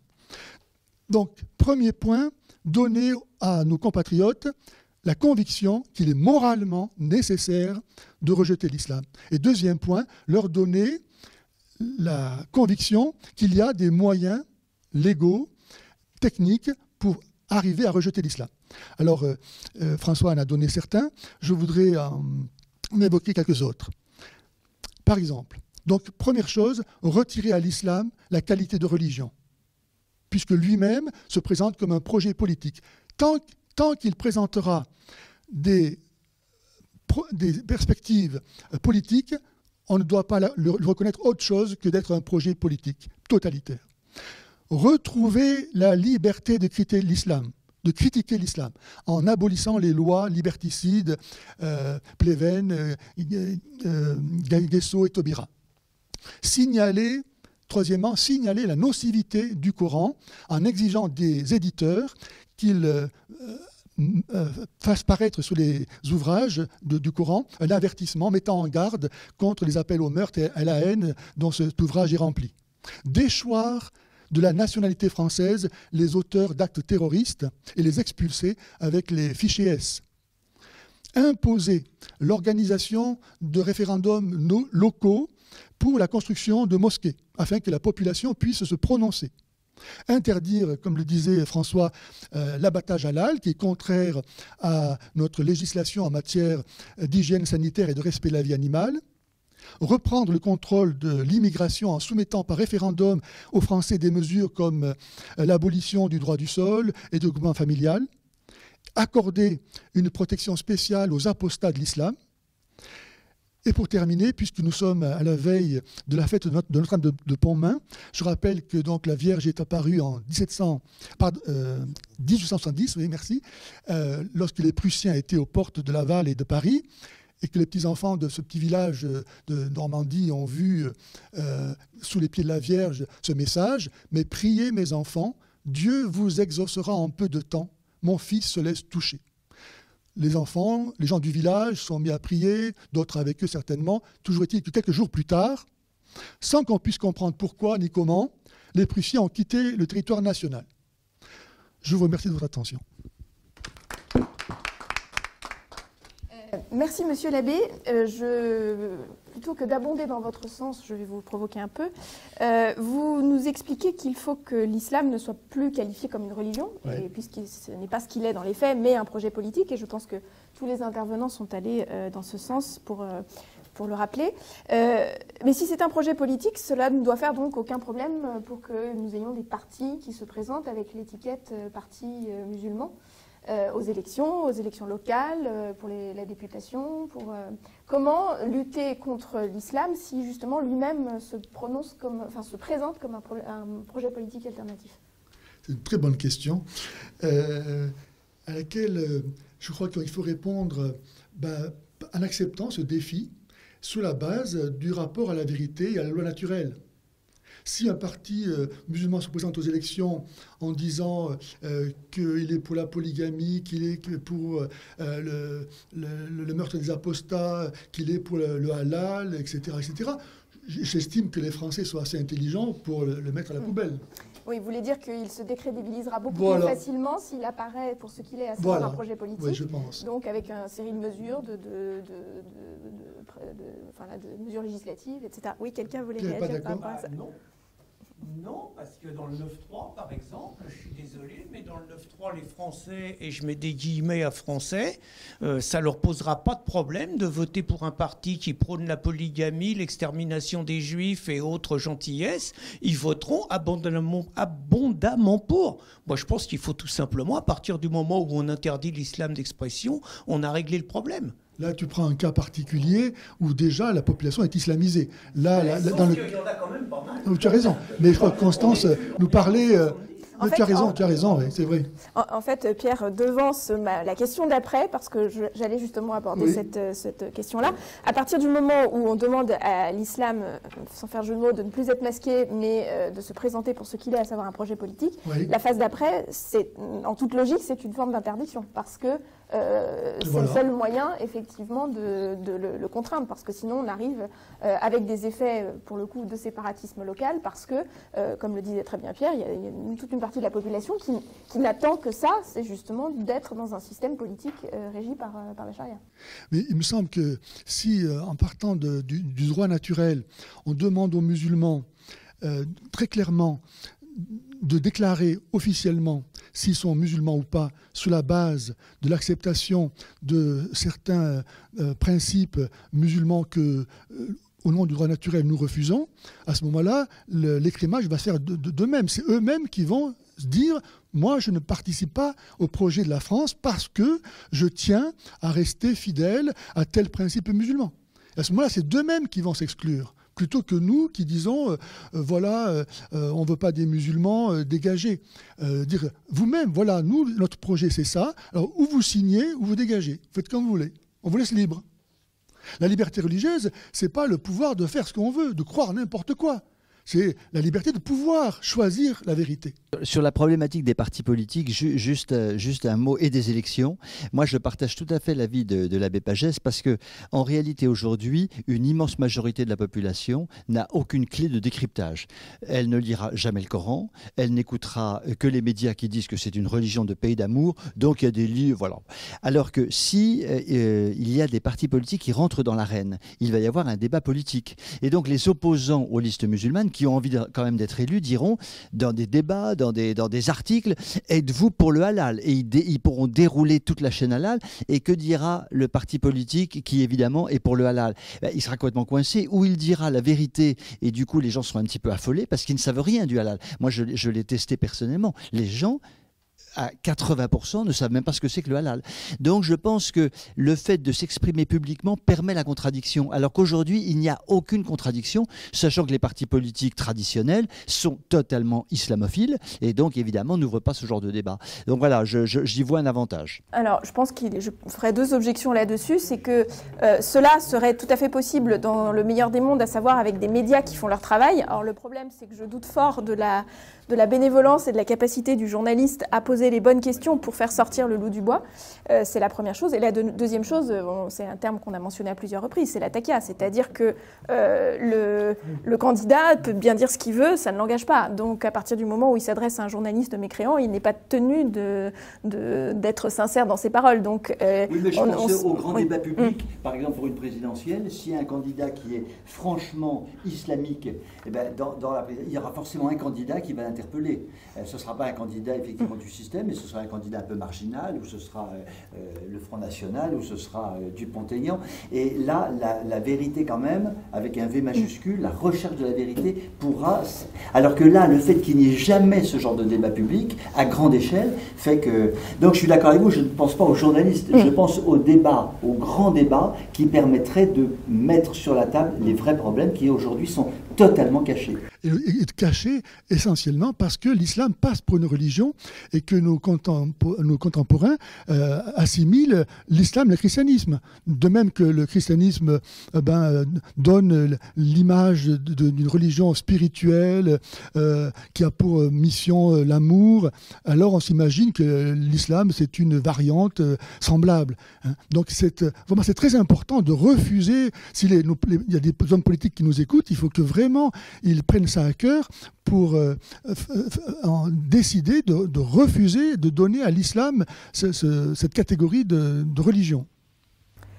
Merci, Monsieur l'abbé. Nous allons maintenant donner la parole à Odon Lafontaine, notre dernier intervenant, qui va nous présenter donc la question de la conversion des musulmans de France. Et notamment, peut-être vous pourrez nous dire aussi un mot du projet Isméri dans lequel vous êtes engagé actuellement. Oui, merci Constance, oui, dure mission que de passer le dernier. Je vais effectivement vous parler de cette question de la conversion des musulmans de France, du phénomène mondial d'apostasie qui se produit dans le monde islamique en général, et essayer d'approfondir un petit peu notre réflexion sur sur la nature de l'islam, ce qui se passe chez les musulmans, pour comprendre pourquoi ça se passe, comment ça se passe, et d'une certaine façon, comment nous, nous Français, on peut se positionner par rapport à ça. Ce que je voudrais dire dans un premier temps, c'est qu'il y a une espèce de paradoxe qu'on n'a pas du tout abordé encore dans nos échanges jusqu'à présent, entre cette situation française d'une islamisation de la France, de l'Europe, qui a été décrite de manière assez dramatique, et ce qui se passe dans le monde musulman globalement. Dans le monde musulman, l'islam est en crise fondamentale, en crise existentielle. Ça ne se voit pas tellement, mais il y a quand même beaucoup de signaux pour le montrer. Et je vais développer ça par la suite, mais on peut s'attendre à une forme d'effondrement ou de changement important on va dire, de l'emprise de l'islam dans les pays musulmans dans les années à venir. Mais tout ça ne doit pas nous détacher de ce que c'est que la réalité de l'islam en France, à commencer par la réalité de l'islam tout court. On en a parlé comme étant une religion, mais pas qu'une religion, une philosophie, j'ai entendu ça. Enfin, il y a quelque chose de plus que ça, en fait. L'islam, c'est en même temps une espérance très forte. C'est celle que, avec la force des hommes, on puisse arriver à établir le royaume de Dieu sur terre, une espèce de monde parfait, régi par la loi divine. Donc c'est cette espérance-là qui est chevillée au corps des musulmans croyants. Donc c'est vraiment quelque chose de collectif qui fait l'islam. Et puis c'est également, tout simplement, la mise en œuvre du projet. Donc c'est consubstantiellement, une fois une loi, un État, une société, ça englobe tout. C'est cette volonté d'établir par la force des hommes le royaume de Dieu sur terre. C'est ce qui a présidé à la constitution de l'islam comme religion à partir de croyances diverses. Là, je renverrai aux travaux historiques que je connais bien. Et puis, c'est exactement ce qu'on est en train de voir se produire dans notre pays actuellement, c'est-à-dire des musulmans, par leur force, par la force des hommes, cherchent à établir le royaume de Dieu sur terre, qui pour eux est le règne de la charia. Et ça se fait de plus en plus, alors notamment parce qu'il y a des influences étrangères, il y a les frères musulmans, il y a tout ça, mais d'abord et avant tout parce que les musulmans eux-mêmes, qu'ils soient rattachés ou non aux salafistes ou aux frères musulmans ou à quelque courant que ce soit, sont convaincus de la chose et qu'ils sont animés de cette espérance-là. Et c'est comme ça que se constitue petit à petit une sorte d'être collectif musulman qui a à voir évidemment avec le nombre de musulmans qu'il y a en France. Évidemment, la démographie, là, c'est la reine des batailles. Il y a un effet de la démographie. Quand on a 7, 8, 9, 10 millions de musulmans, c'est pas la même chose que d'en avoir 1 million sur son sol. C'est une chose. Mais il y a également un effet religieux dans la démographie. Il y a une loi du nombre supplémentaire. Il y a un effet de turbo islamique, si on veut. C'est que plus il y aura de musulmans pieux dans le lot, et plus ces musulmans pieux voudront mettre en œuvre les commandements collectifs de la charia. La charia n'est pas qu'un ensemble d'obligations individuelles, mais c'est aussi un ensemble d'obligations collectives, avec une forme de chantage collectif que Dieu exerce sur la communauté musulmane. Communauté musulmane, il faut que ça soit fait, sinon tu vas en enfer. Et donc, quelqu'un dans la communauté se charge de le faire. Quelqu'un se charge de châtier le coupable. Quelqu'un se charge de faire appliquer la morale islamique. Quelqu'un se charge de faire en sorte que le ramadan soit bien suivi par tous les musulmans, pour le bien de la communauté entière, sinon elle va en enfer. Et donc, il y a un phénomène d'accélération de la constitution d'un peuple musulman, en fait, d'une entité musulmane dans la France et dans le peuple français. Et évidemment, je parle là de logique générale, on va prendre les précautions d'usage, mais elles sont justes. Il y a beaucoup de musulmans en rupture, des musulmans qui ne pensent pas comme ça. Mais dans le fond de l'islam, c'est ça. Et ce qu'il faut comprendre également, c'est que cette logique du nombre, elle est aussi le fait d'une immigration à flux constant de musulmans qui viennent directement des pays musulmans, qui sont gouvernés depuis des siècles et des siècles et des siècles par ces logiques-là. Et donc, ça ne va pas changer en France. L'islam des Lumières qu'on veut promouvoir en France, la Fondation pour l'islam de France de Raleb Benchir, par exemple, c'est infinitésimal par rapport aux 97% de musulmans dans le monde qui vivent gouvernés par la charia. Même si, on va le voir, il y a des remises en cause profondes. Et donc, ça ne changera pas parce qu'il y a 1 ou 2 générations de musulmans ou 3 en France qui ont un peu d'esprit français en eux, qui ont appris la critique, l'esprit critique à l'école, peut-être qui ont lu Voltaire, pourquoi pas. Ça ne changera pas aussi facilement. Et ça changera d'autant moins que dans ses fondements idéologiques elle-même, notre République, notre système de gouvernement est incapable de gérer ce phénomène, mais absolument incapable.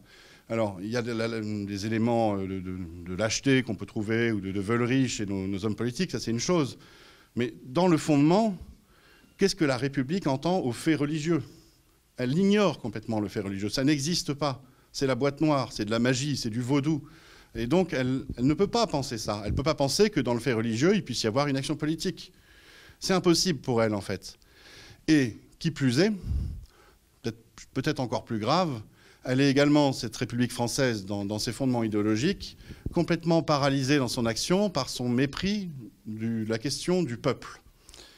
La République française s'est construite en opposition au peuple de France, au pluriel, aux différents peuples qui constituaient la France et qui étaient unis dans la royauté, unis par leur foi chrétienne également, je reviendrai à ça. Et la République s'est constituée contre ces peuples, en promouvant une identité nationale. Et elle a contribué d'ailleurs comme ça à homogénéiser un peuple français et à le faire émerger en tant que tel. Mais elle est incapable de considérer dans ce peuple-là qu'il existait des Auvergnats, des Basques, un peu peut-être des Corses, si ça l'a encore forcé de le reconnaître, ou des Bretons, ou ainsi de suite. Alors qu'est-ce qu'elle pourrait reconnaître aux musulmans qui se constituent eux-mêmes comme peuple dans le territoire français? Elle est incapable de les penser comme tels. Ils sont des Français comme les autres, ils sont, ce qu'on entend régulièrement dans les médias, des enfants de la République. Et donc là, ce n'est pas la République qui va les gérer, ces problèmes-là, elle est incapable. Et puis on l'a vu, maintenant c'est fini. Du point de vue de ces élites et de ceux qui nous gouvernent, on est résigné à la partition, c'est ce que François Hollande avait évoqué il y a peu dans un livre assez tonitruant. Un président ne devrait pas dire ça, je crois. Donc c'est cuit. Au niveau des institutions françaises, au niveau de nos responsables, il n'y a rien à attendre. Bon, alors heureusement, j'ai d'autres éléments à faire valoir pour être un peu optimiste et apporter un peu d'espoir, c'est vous expliquer ce qui se passe dans le monde islamique. Donc en dehors de l'Europe, en dehors des États-Unis, en dehors de l'Occident. L'islam est entré dans une crise très profonde depuis 200-250 ans à peu près, qui a à voir avec ces espérances qui sont mises en défaut. Il dit, on cherche dans l'islam à établir par la force des hommes le royaume de Dieu, et ça ne marche plus depuis 200 ans. Ce projet est mis en défaut, ce projet est mis en échec par la colonisation, par l'impérialisme occidental, par l'impérialisme culturel occidental, par le fait que l'islam lui-même échoue tout simplement à développer des sociétés où des projets puissent se tenir, où la vérité puisse être proclamée, où la science puisse être poursuivie, ainsi de suite. Ce qui a mené, donc, ce genre de choses-là a mené à la décadence des pays musulmans,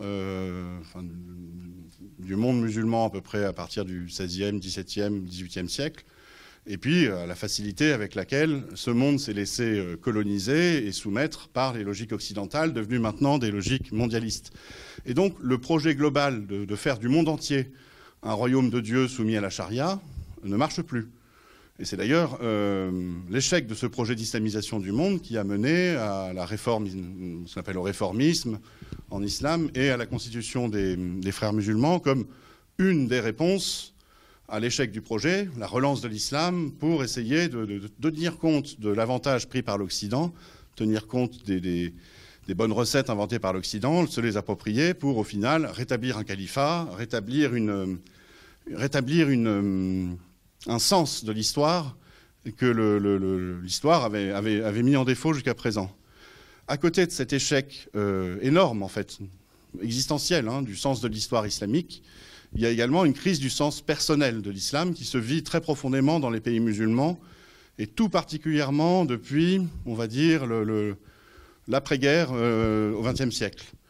Il faut voir qu'en islam, le sens personnel de la vie, c'est de ne pas aller en enfer et d'aller au paradis, et que pour aller au paradis, il faut être un bon musulman. Et comment être un bon musulman? Le plus simple, c'est d'avoir une figure du mal contre laquelle se définir, et à contrario, on sait que je ne suis pas chrétien, je ne suis pas juif, donc je suis un musulman, un bon musulman, moi j'irai au paradis, il ira en enfer. Problème étant que dans les pays musulmans, à cause de circonvolutions géopolitiques, à cause de différents facteurs, il y a de moins en moins de juifs et de chrétiens, voire plus du tout. Il y a de moins en moins de figures du mal contre lesquelles on se définit, par rapport auxquelles on se définit. Et de fait, les musulmans sont revenus à la logique fondamentale de l'islam, qui est l'espèce de concurrence, à savoir qui sera le meilleur musulman, ce qui est une des raisons pour lesquelles on voit cette réislamisation des pays musulmans qu'on a observé au XXe siècle, cette réislamisation des pays musulmans. Je suis un bon musulman, attends, je suis meilleur musulman que toi, donc je suis un bon musulman, donc moi j'irai au paradis. Et c'est comme ça qu'on passe dans les consciences, dans la pratique. Il faut comprendre que ça se passe aussi à un niveau individuel. On passe d'une société où, par exemple, aucune femme ou presque ne portait le voile en Égypte, dans les centres urbains et même au-delà, à une société où les femmes ont petit à petit se sont remises à porter le voile, puis un voile noir, puis un voile couvrant. Et tout ça pour se prouver à soi-même qu'on est une bonne musulmane et qu'on ira au paradis. On arrive au bout de cette logique. Il vient un moment où tout le monde est voilé, tout le monde applique la charia, on se surveille les uns les autres et on n'en peut plus. Et la crise se fait très forte. Et elle l'est d'autant plus forte que le XXe siècle a vu aussi, particulièrement maintenant au XXIe siècle, une diffusion, mais sans commune mesure, on va dire de la critique de l'islam, de la critique sur ses origines historiques. Les musulmans ont accès par eux-mêmes maintenant à la vérité, ou des aperçus de la vérité. C'est-à-dire qu'ils peuvent voir comment ça se passe dans les pays non musulmans, ils peuvent voir les exactions des djihadistes, par exemple, et se rendre compte par eux-mêmes, en lisant eux-mêmes leurs textes, que tout ça est très très islamique. Il y a différents éléments comme ça qui font qu'il y a une espèce de dévoilement de l'islam. L'islam apparaît de manière assez crue pour ce qu'il est vraiment. Et de fait, ça mène beaucoup de musulmans, dans les pays musulmans, à mettre en cause l'islam. Et de manière absolument profonde. Donc les deux crises, la crise collective, la crise personnelle, la crise du sens personnel. Et de fait, c'est ce qu'on voit se passer dans les pays musulmans. Vous avez, alors j'ai quelques chiffres là que j'ai pris, mais chaque fois je les trouve très significatifs. Vous avez quasiment 30% des jeunes Turcs, ceux qui sont nés avec Internet, on appelle ça la génération Z, qui ne sont plus musulmans. Donc à partir de, on va dire naissance en 96-97. Ils affirment, non, on n'est plus musulmans. 28,5% exactement. En Tunisie, c'est une étude de l'Arab Barometer qui a été diffusée par la BBC.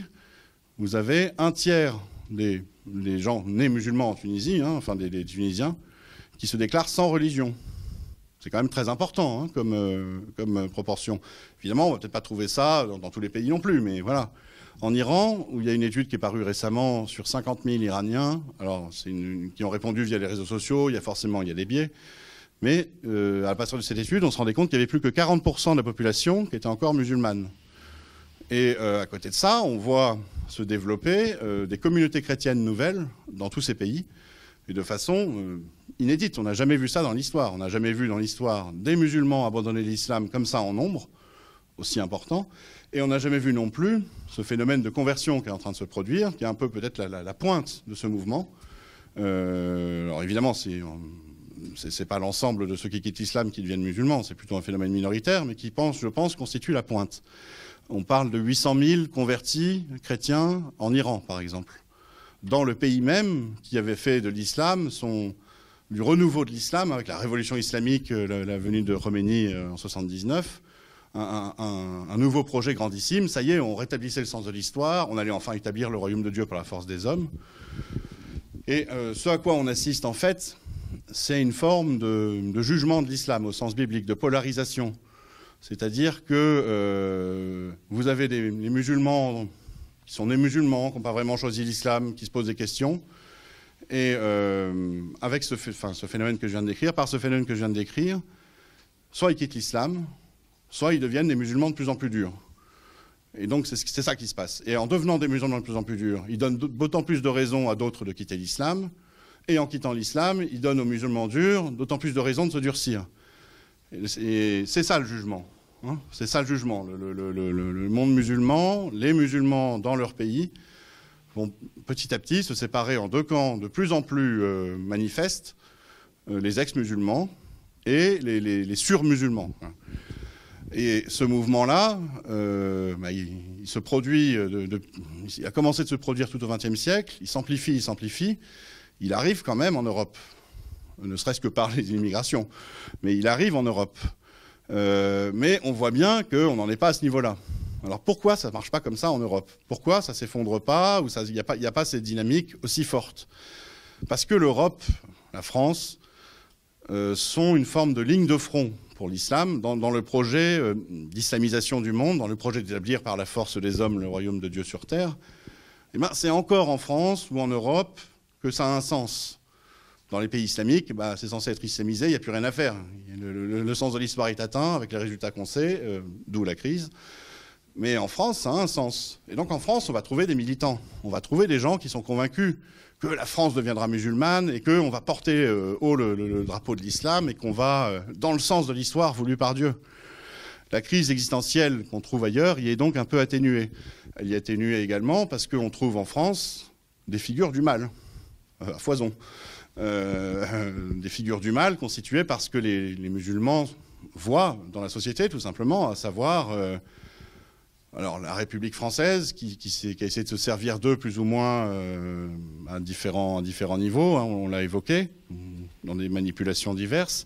Et puis plus globalement, cette France qui rejoint par l'Europe et puis dans la mondialisation, la dictature sanitaire, le grand monde arc-en-ciel, le LGBT, l'intersectionnalité, enfin tout un monde délirant qui est perçu comme une figure du mal, qui est assimilé au territoire de mécréance qu'est la France, et qui permet aux musulmans militants de se définir lui comme étant un bon musulman qui ira au paradis, en train de combattre.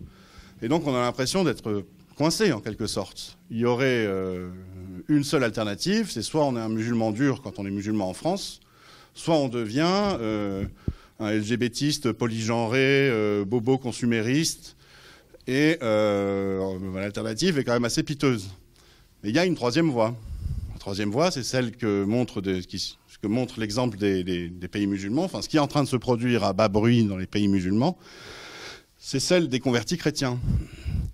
Et en particulier en France, ça a un sens très profond. Moi, j'en fréquente quand même pas mal, des convertis, et on voit que leur conversion les réconcilie profondément avec la France. Les réconcilie avec l'héritage chrétien pré-révolutionnaire, et encore tout ce qui se fait de chrétien aujourd'hui, hein, c'est pas non plus complètement mort.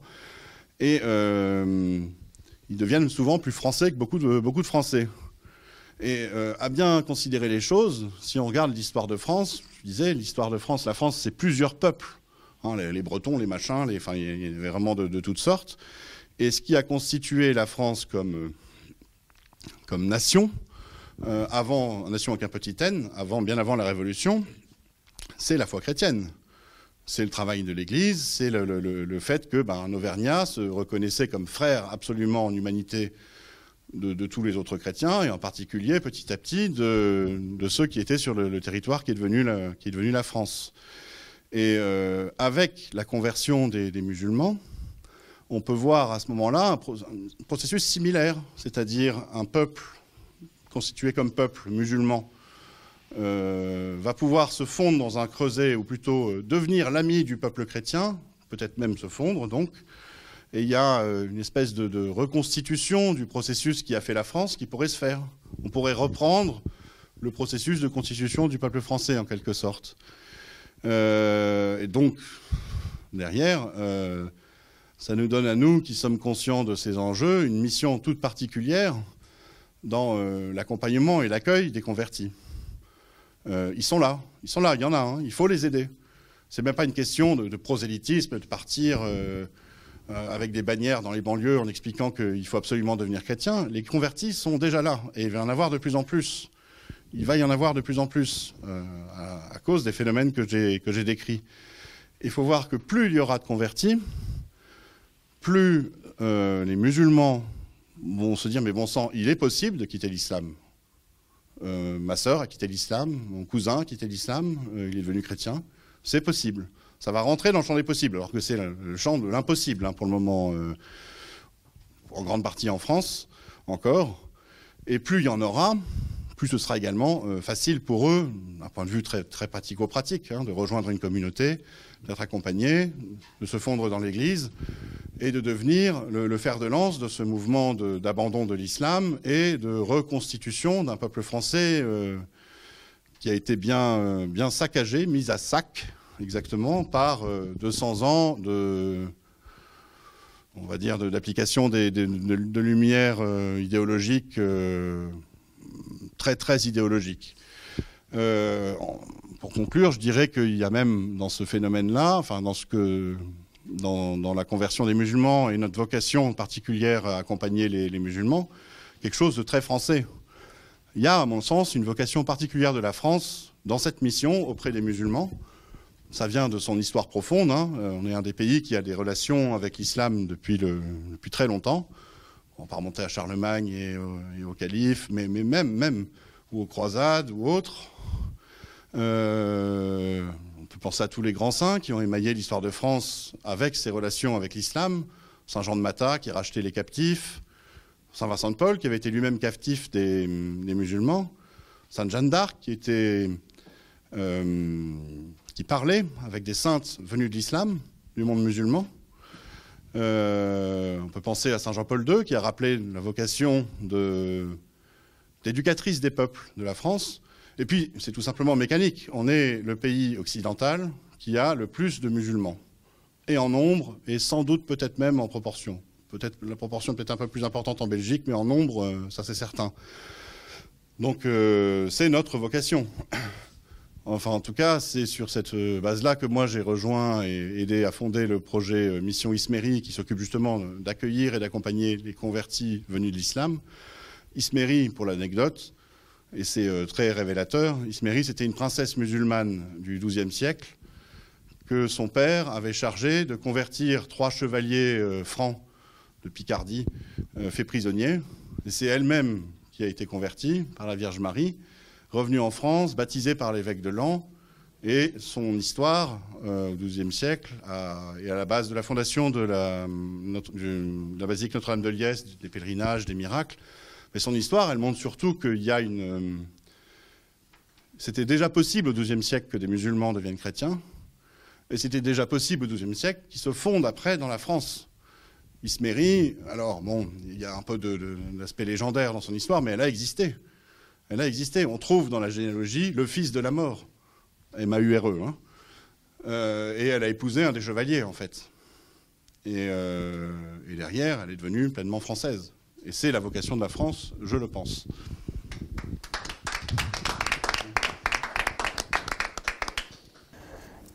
Merci beaucoup. Cela nous permet de terminer sur une note d'espoir. Donc, tout n'est pas fichu.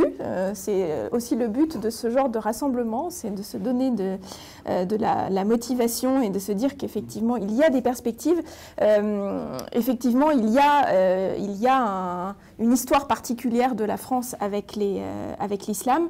Et j'ai bien aimé quand vous avez dit ces convertis finissent par être plus français que les Français. Et c'était l'objectif notamment de la réflexion que nous avions menée dans le numéro de Liberté politique consacré à l'islam, la France et la mission. C'est que le gros défi aujourd'hui, c'est que la mission, elle est double. Elle est effectivement de convertir ces musulmans pour leur faire aimer la France, mais elle est aussi de permettre aux Français de considérer que, il faut peut-être qu'ils se réveillent et qu'eux aussi peuvent faire l'objet d'une mission pour justement être à l'écoute et être vigilants sur ces convertis qui arrivent vers eux.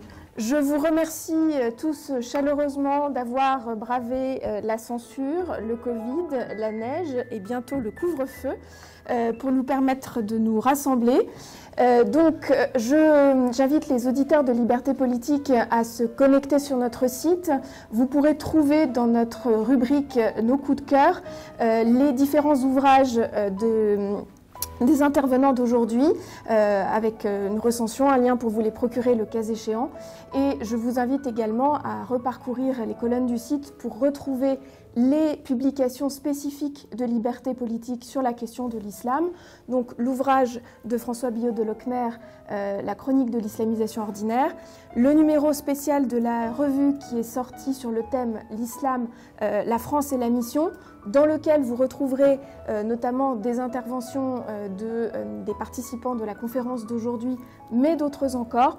Et enfin, un petit ouvrage que je n'ai pas encore eu le temps de présenter, merci François, intitulé « L'islam en question » et qui fournit une approche historique et théologique de l'islam. D'où vient-il, d'où sort-il, quels sont ses fondements fragiles et pourquoi il représente justement un risque aussi important pour nous aujourd'hui. Merci encore une fois à tous et au plaisir de vous retrouver pour une autre occasion.